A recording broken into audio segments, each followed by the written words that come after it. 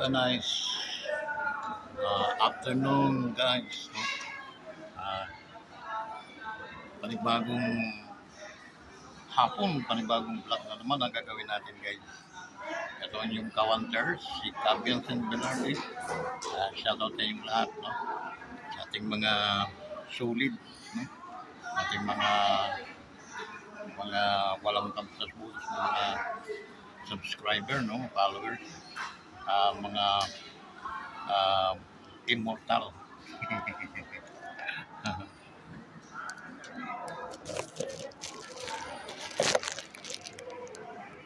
Now, let's proceed to our business.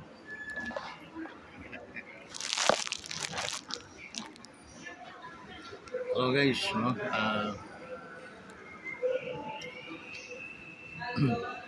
Shoutout sa ating mga kawanders dyan sa ibang bansa, no? Ating mga OFWs dyan sa Bahrain. Shoutout sa inyo lahat, mga Pilipino, no? Na nandyan ngayon sa bansang Bahrain. Maayong mabuting magandang hapusin isa. Kung sa Bisaya pa, maayong hapon kaniyong tanan. Sa waray-waray maupay nga pulok ay matanong dida. Dida hakuan ha. Diyan naman tayo sa Singapore mapunta. Okay? Sa Asia. Singapore is very nice city, very clean, no? Nang nagpunta kami. Malinis.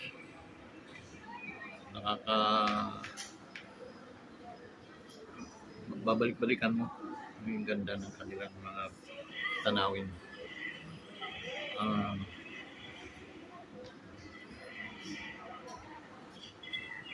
Shout out sa mga OFWs, no? Scattered around the world.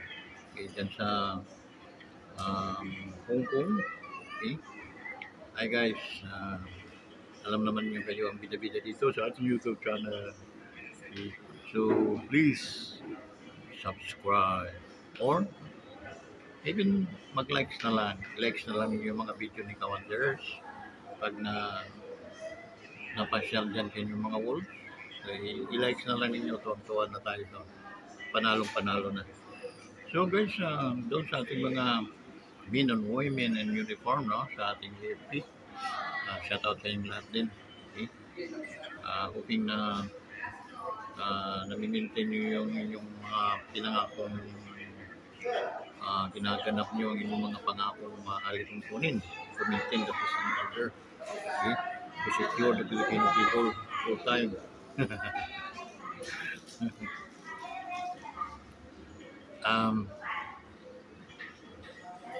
Medyo ang pamunuan ngayon ng ating bansa ay questionable. Kahit sa ibang bansa talagang inaano siya, tinutulig sa atin. Talagang ano guys, tawag no, questionable yung kanyang panunungkulan. Halatang hindi siya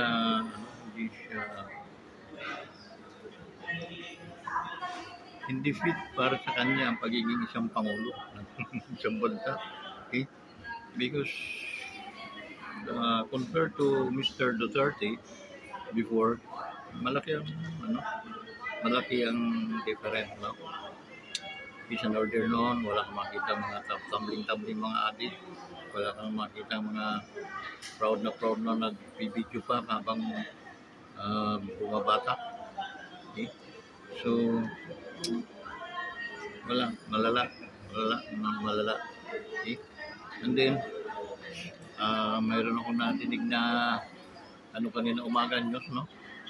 Na daw sa pag-apply ng mga pulis ay hindi na yung psychological test, drug test, maraming tinanggal.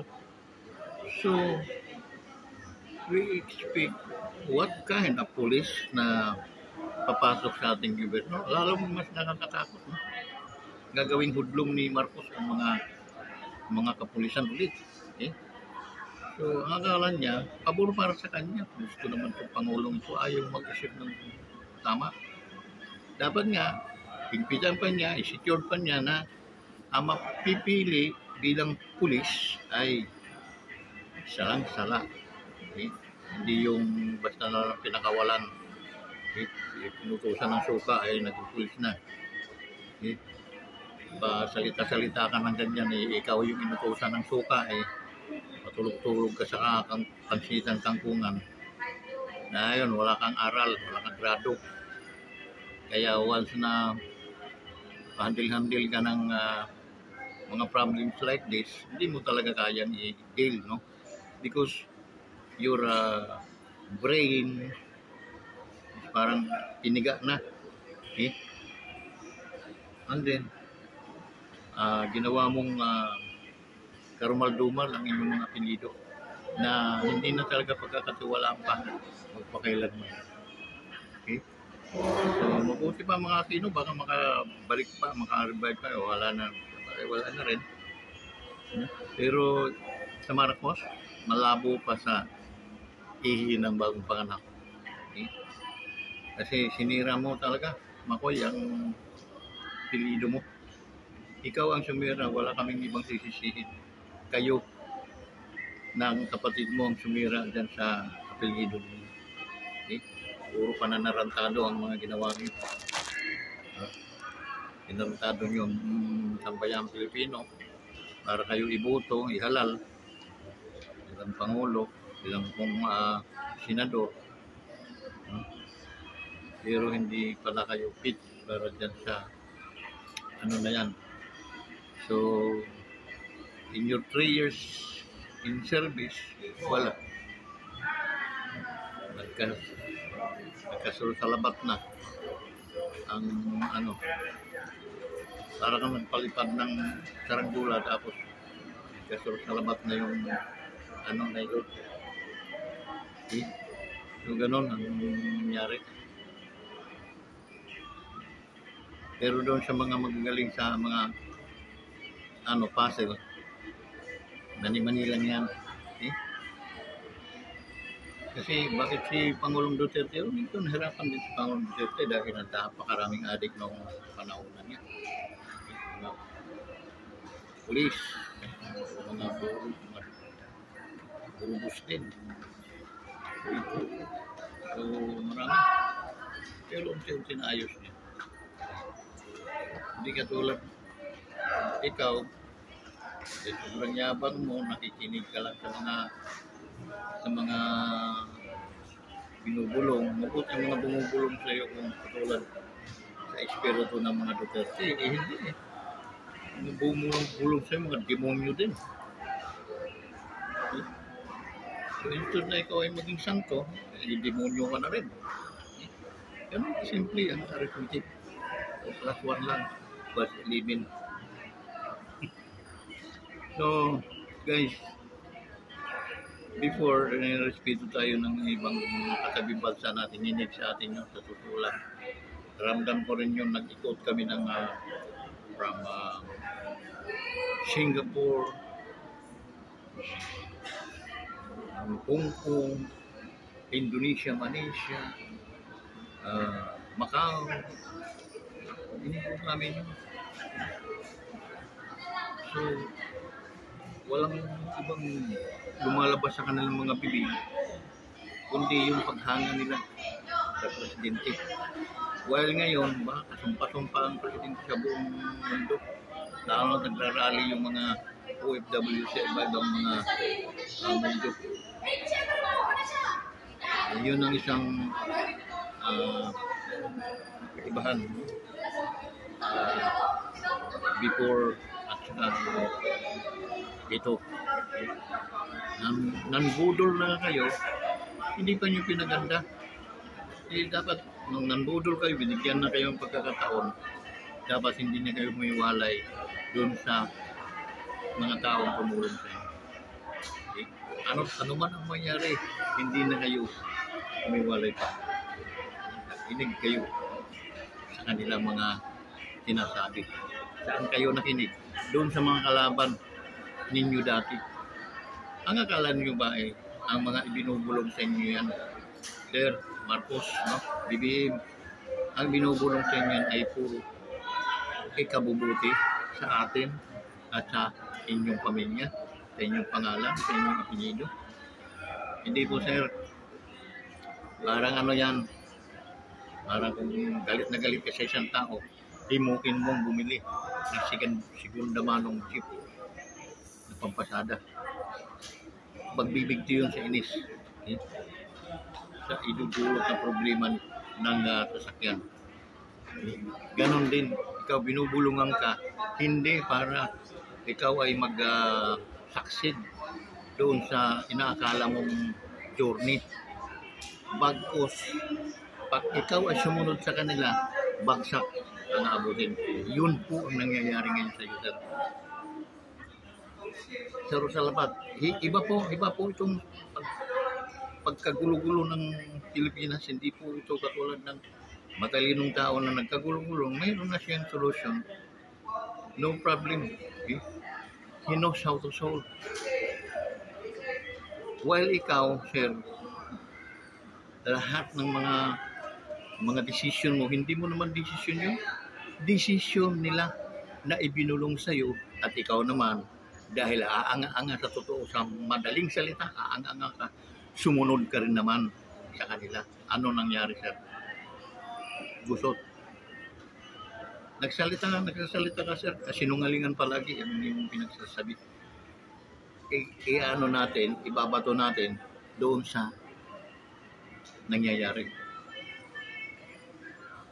Tanda ba namin siya nung nagsabi ka, mayroong 5,500 kang iwas baha na nakaano sa Metro Manila. After 2 days, bumagyo. Bumaha ang Metro Manila. Asan yun? Anong sabi mo, sir? Binangga ng barko? Hindi ka nahiya sa mga ganon. Ikaw ay presidente, magsalita ka ng ganon, binangga ng barko. Kala mo sa mga tao, bata. Mga bubo na lang talagang tingin mo sa mga Pilipino. Mas matalino nga ata ako kaysa iyo, sir.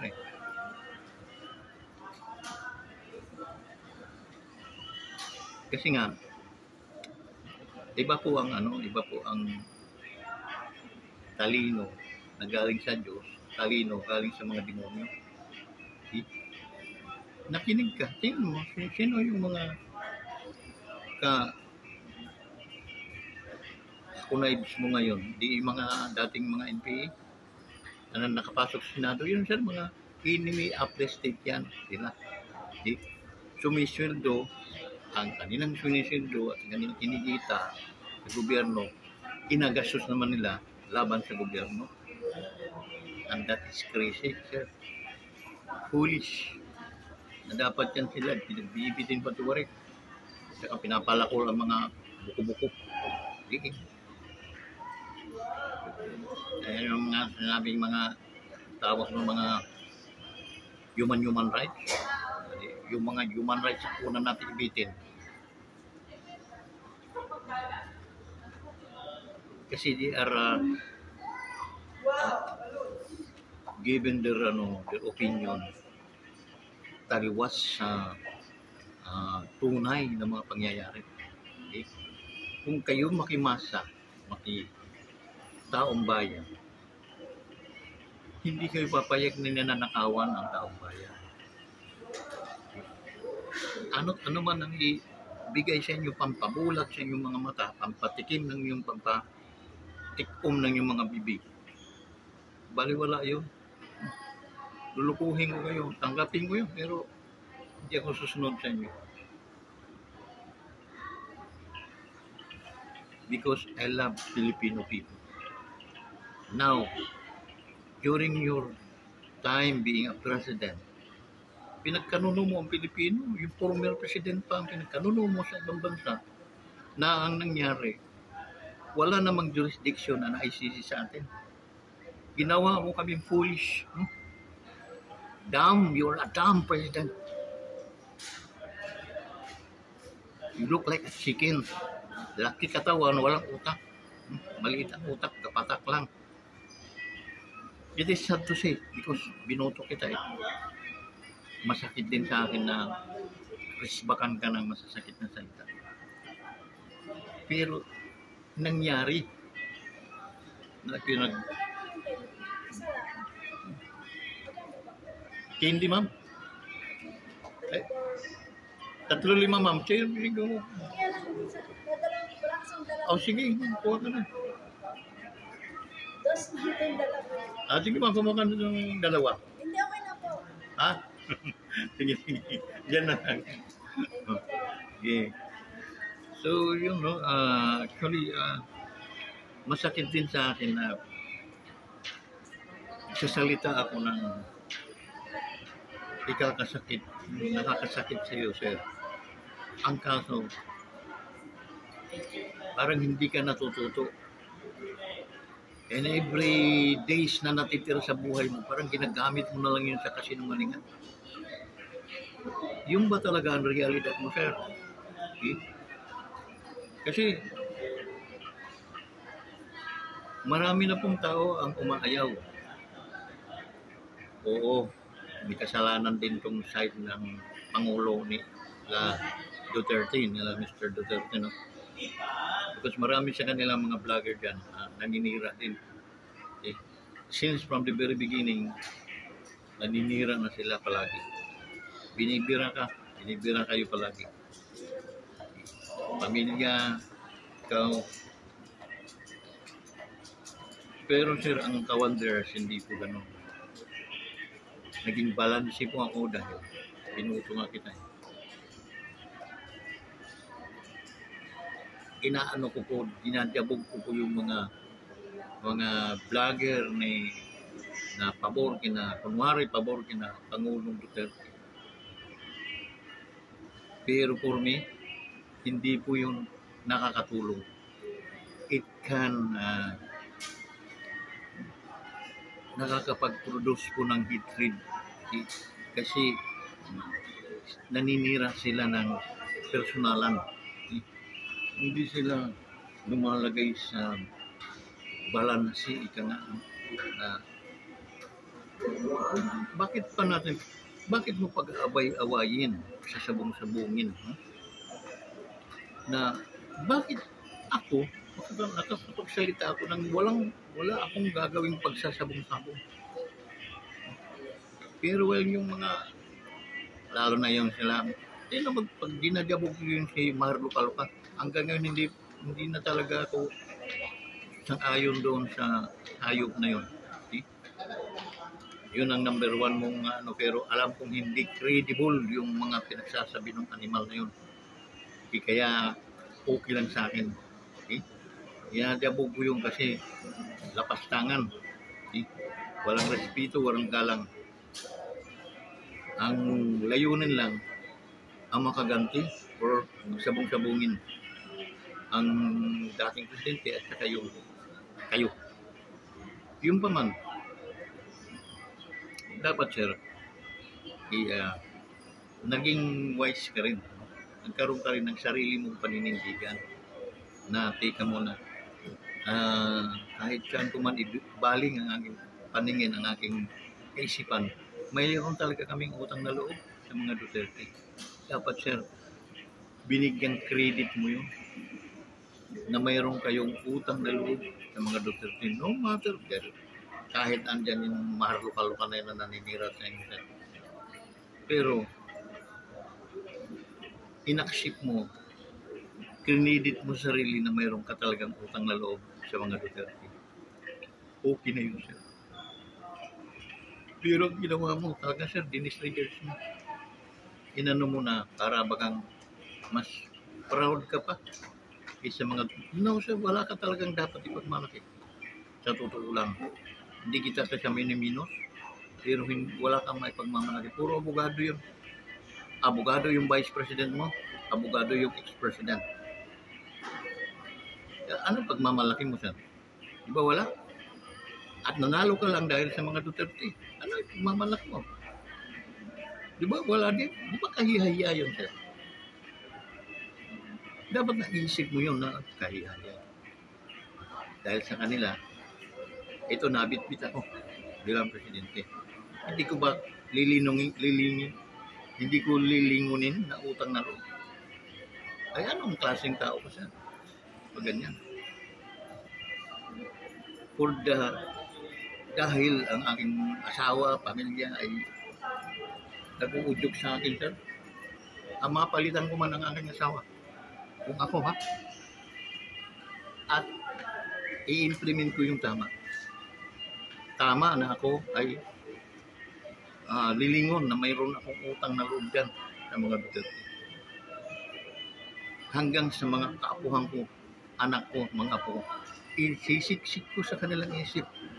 Gumalang kayo sa mga taong yan dahil mayroon tayong malaking utang na loob. Daddy, Lolo, ano po ang utang na? Naging presidente ako ng bansa ng Pilipinas ng dahil sa kanila. Naipanibing po ang aking tatay dahil sa kanila. Yan po ang utang na loob ang sinasabi ko. Sir, kailan ka kaya gigising, sir? Sana wag mong masamain yung banat ko dahil ang banat ko, sir, sabi ko naman sa inyo, namimintura ako doon sa tama at nararapat pinturahan.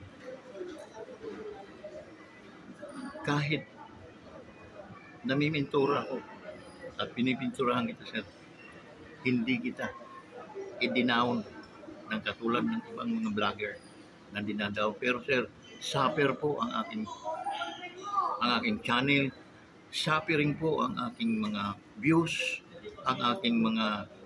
ang channel ay hindi kumikita for a matter of 2 years na. Bakit? Balansi po ako, sir. Hindi po ako bumibira sa iyo ng patalikod. Paharap po ako pag bumira. Okay? That's the reason why gusto ko lang i-remind sa iyo, sir, na malaki ang utang na loob mo sa mga Duterte. Gusto ko lang na mabuksan mo rin ang iyong kaisipan na nga. Gusto kong i-accept mo yun, sir, na mayroong utang na loob ka sa mga Duterte na dapat ginantihan mo.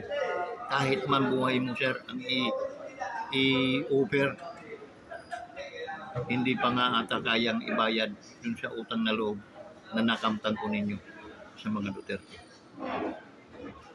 Pero ang katanungan malaki, sir, bakit mo ginanyan pa ang dating presidente? Pero mga katanungan na ikaw lang ang makakasagot, no? Dahil bilang ako'y isang vlogger, ay nagtataka din ako, bakit? Ang pinagtataka ko, sir, dahil ikaw naman hindi ganyan dati. Ikaw naman ay talagang kagrupo at malaki ang respeto mo sa mga Duterte. Bakit, sir, nawala?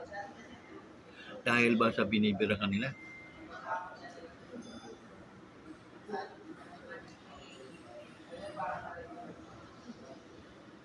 Hindi naman po kami nagsisinungaling, sir.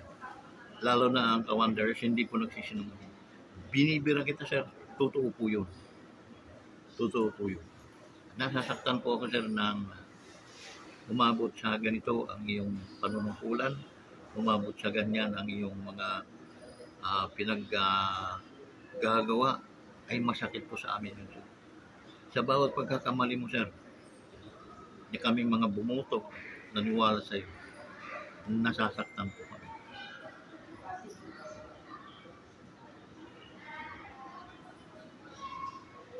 Hanggang ngayon, sir, hindi pa namin matanggap-tanggap na ganyan ka.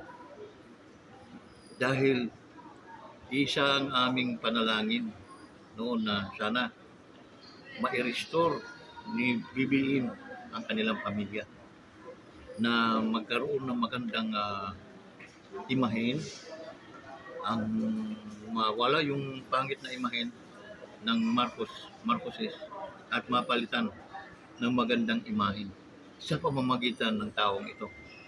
Okay. Sa pamamagitan mo. Pero sir, anong ginawa mo for justice sa mga? Anong ginawa mo, sir? I-revalida mo ang sarili mo, sir. Kumbaga yung salitang revalidan, maano mo yun doon sa mga marketing, sa mga direct selling seminars, revalida. Madalas namin ginagamit yun. Okay? Na yung i-ano natin ang ating sarili. Kung bakit, saan ba tayo nag-umpisang magkamali. Okay? Sa bawat kaso nila sa Vice President, dapat sir, hinaharangan mo yun. Yun lang din ang isa mong kulang, parang wala kang bayag sir. Ito lang. Kaya napapag-ano ka na wala kang sariling disposition. Bakit? Hindi ka marunong mag-ayos ng mga problema. Eh, sir, lalaki ka, saka ikaw yung presidente ng bansa ng Pilipinas. Hindi mo dapat pinagkakatiwala doon sa mga mauutak na ang purpose ay i-down ka somehow. Pag umayon ka sa kanila, ikaw naman ang kawawa. Bakit? Alam naman nilang masisira ka. Alam naman nilang hindi ka nag-iisip na, ay, teka muna. Tulad yung pag-persecute nyo kay Mr. Duterte, ex-president. Alam mo naman na walang jurisdiction ang ICC sa atin. Sir, kahit saan po ilaban niya. Gumagana ang hukom natin dito. Ka-insulto yun sa ating mga hukom dito sa bansang Pilipinas. Kung hindi ko maminimino sa mga utak ng ngayon, no? Mga hukom na yan. Pwedeng magsama-sama yun sila, demanda ka sir. Kung ako lang ha, kung ako. Magtatanong ka, bakit naman ka-wanderers? Dahil nagkamali ka po sir. Ginawa mo silang mga saraulo. Ginawa mo silang mga inutil. Okay? Na ang akala mo, their office are not functioning.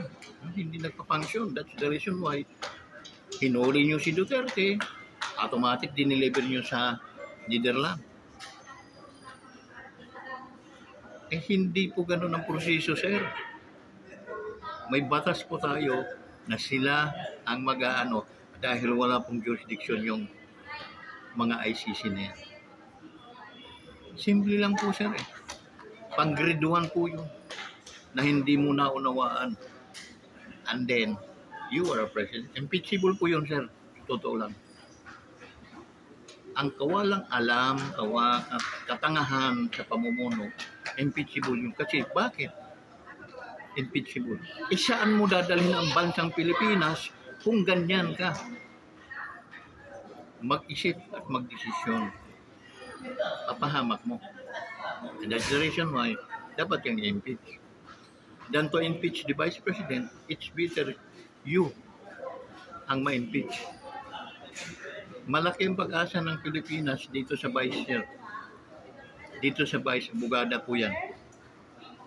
At saka hard workers yan. Okay? Compare to you. Okay? Ngayon, medyo nakakarinig ka na, nagpipintura nga ako eh. Nakakarinig ka na ng hindi magaganda, pero totoo po yun. Hindi ko po yun dinideny. Totoo po yun. Kulang ka sa mga decision. Wala ka pong alam, sir, how to handle this nation, how to operate, and how to protect the Filipino people. Protect the Constitution. Wala ka pong alam yung ganun. So, ano gagawin natin? Hindi ka nga nararapat maging presidente. Tama na sir, siguro yung 3 taon mo. Maawa ka sa Pilipino. May nanawagan sa ibang bansa na mga OFWs. Pinare-resign ka na talaga, pinabababa ka na. Maawa ka na daw sa mga Pilipino at mga kabataan sa ating bansa. Totoo ko yun sir. Lalo na sa mga senior citizen natin sir. Na 2025 hindi nyo binadjitan ang PhilHealth. Sir, paano kung kami nagkasakit? Paano kami kung mayroong mga karamdaman tayo susugod kami sa ospital? Saan kami kukuha ng pam-tustos sa hospitalization? The only pag-asa lang namin yung PhilHealth. And then bakit po ninyo pinito yon, hindi po ninyo pinunduhan ni 5 centavos? Doon pa lang sir talagang mag-eleksyon man tayo ngayon, ay baka ni isang buto, wala kang, mga makakaisa ka naman, yung mga kamag-anak mo. Hindi, inaanuhan lang kita sa realidad lang, no? Kung mag-eleksyon tayo ngayon, Richard, mga pinakamalaki mong boto, 100. Yung mga kamag-anak ninyo yun. Kumpare, no? Mga kajaming. Di ba sir nakakahiya?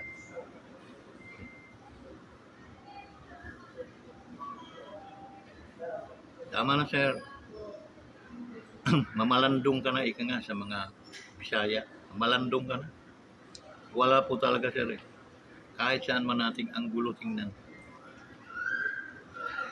wala po talagang kinabukasan ang Pilipino, ang mga Pilipino sa iyong pamumuno sir. I urge you to resign it now, sir. Huwag mo nang patagalan pa. Maawa ka sa mga kabataan, maawa ka sa mga Pilipino na lalong nahihirapan sa ngayon. Okay? Pero wala kang alam sa batas, wala kang alam sa mga pasikot-sikot kung paano dadalhin. Napakalayo mo kay Pangulong Rodrigo Roa Duterte.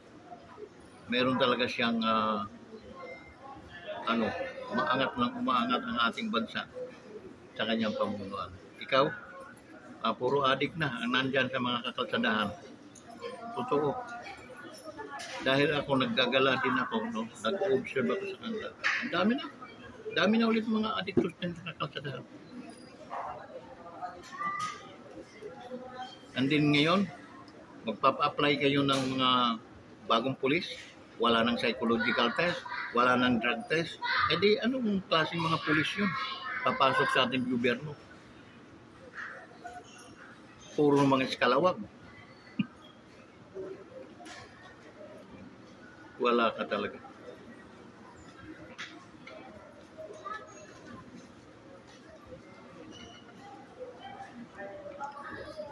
So guys, hanggang dito na lang. Maraming salamat sa inyong suporta. Maraming salamat sa inyong pagtitiwala sa ating YouTube channel. Namintura man tayo pero nararapat lang pinturahan guys. Dahil nakikita natin yung napakarumi, malumot, magulo.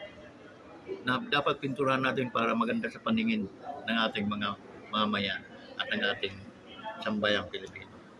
So, maraming salamat sa mga patuloy na sumusuporta. Aking pakiusap lang, guys, suportahan pa ninyo lalo. Kailangan na lang natin guys ng mga 80-something na mga subscriber. Please subscribe to our YouTube channel para at least ma-monetize tayo. After ma-monetize, makakatulong na tayo guys. Makakatulong tayong mga kapamigay doon sa mga taong nangangailangan din ng tulong natin. Okay? So maraming salamat po talaga sa ating mga kaibigan, sa ating mga kamag-anak, lalo na sa aking pamilya. No? Mag-umpisa na kayong tumulong. No? Ang tulong yan, walang bayad yan. Kaya likes lang po ninyo yan, isa-subscribe. Kung may mga cellphone na nakikita nyo sa inyong mga kamag-anakan, kunin ninyo, i-subscribe lang po ninyo si Wanderers Motovlog TV. Maraming salamat. At mapagpalang hapon, nawa ang mamumutawi sa ating mga kababayan at sa ating mga subscriber, sa ating mga sulit ka-Wanderers. Ang biyaya at ang pag-iingat ng Diyos ay palaging nasa inyo. Mabuhay po kayo. Maraming salamat. Bye-bye.